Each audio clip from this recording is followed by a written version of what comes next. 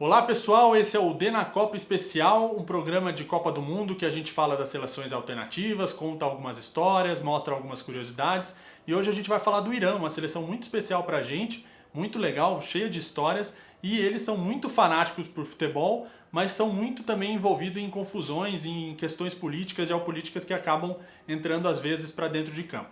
Mas isso tudo a gente vai falar só depois da vinheta, se liga.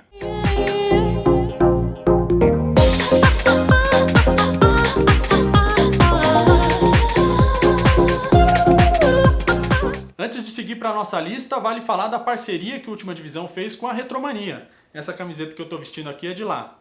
Uma camiseta especial do Atlético Paranaense, homenagem ao Ziquita, jogador histórico do time. E você pode conferir muitos modelos de seleções e clubes lá na retromania.com.br.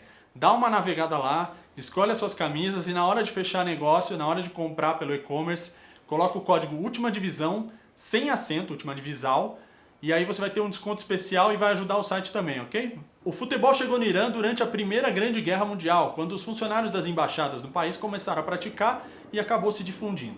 Porém, a primeira partida profissional do time aconteceu só anos depois, em 1941, um amistoso em 0-0 com o Afeganistão.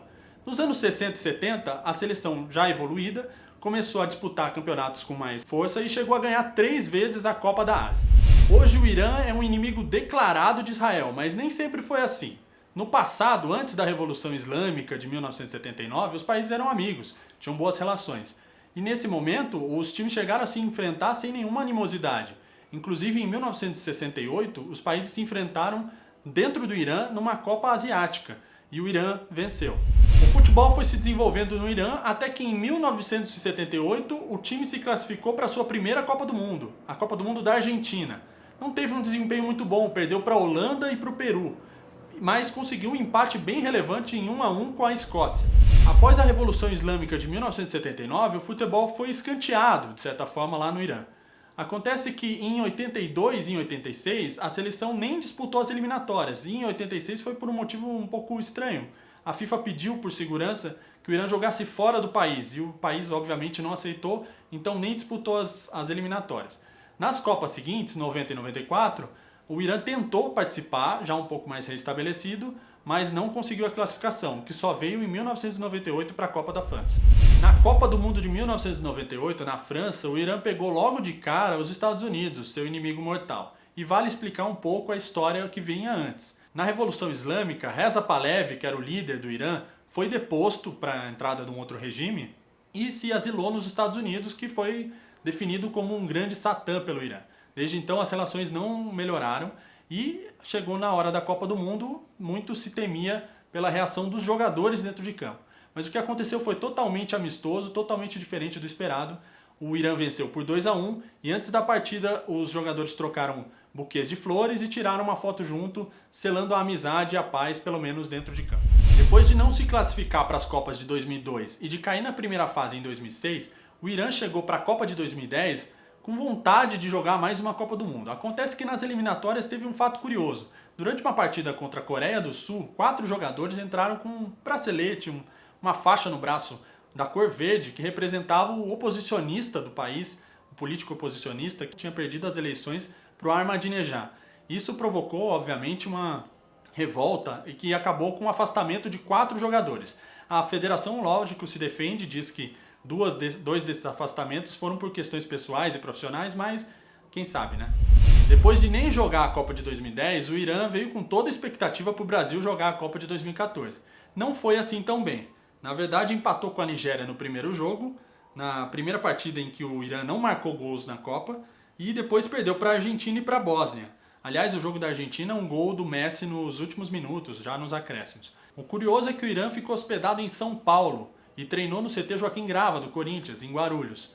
E o mais legal é que aconteceu lá no CT um dos jogos que a gente adoraria assistir, seja em Copa do Mundo ou em amistoso. Irã 2, Trinidad e Tobago 0.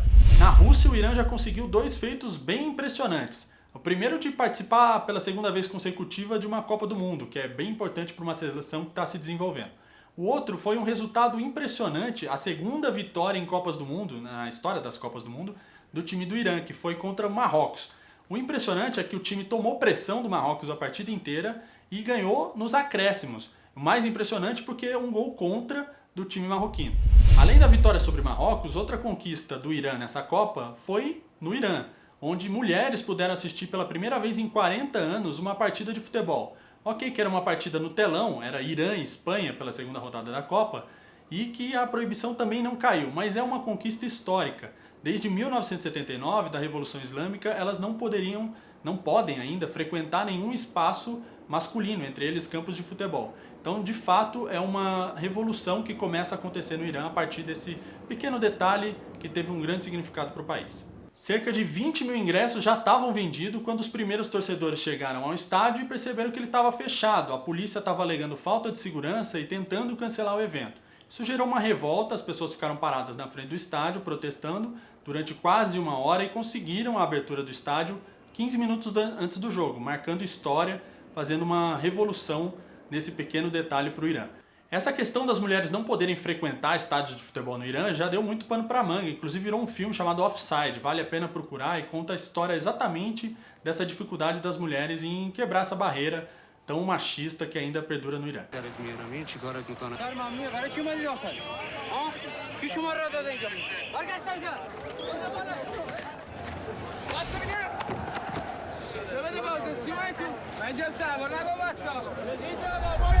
Na Copa da Rússia, o Cristiano Ronaldo está marcando muitos gols e já é o segundo colocado da lista de maiores artilheiros das seleções de todos os tempos. Acontece que o primeiro é Ali Daei, um iraniano que tem 109 gols em 149 jogos pela seleção iraniana. Daei era um jogador alto e se destacava nas bolas aéreas, mas também tinha muita inteligência dentro de campo, por isso fez tantos gols. Inclusive ele teve uma carreira na Europa, jogou até no Bayern de Munique e tem muitos gols por clubes. Hoje, já aposentado, com 49 anos, ele dirige um time do Irã e, além disso, tem uma empresa de material esportivo que também cede o material para muitos clubes do país e já cedeu inclusive para a seleção iraniana. Bom, esse foi o D na Copa especial sobre o Irã, um país muito interessante e que a gente torce para que continue se desenvolvendo no futebol, que apareça em novas Copas, para a gente continuar curtindo. Vale lembrar também para você deixar o seu comentário, se você ainda não assina o canal, também assina, compartilha e acessa também a retromania.com.br, a nossa nova patrocinadora. Lá tem muitas camisas históricas, cheias de história, muito bonitas, muita qualidade, que você pode comprar e usar o código do Última Divisão, sem acento no final da compra, que vai ter um desconto bem legal. Então, até a próxima. Tchau, tchau.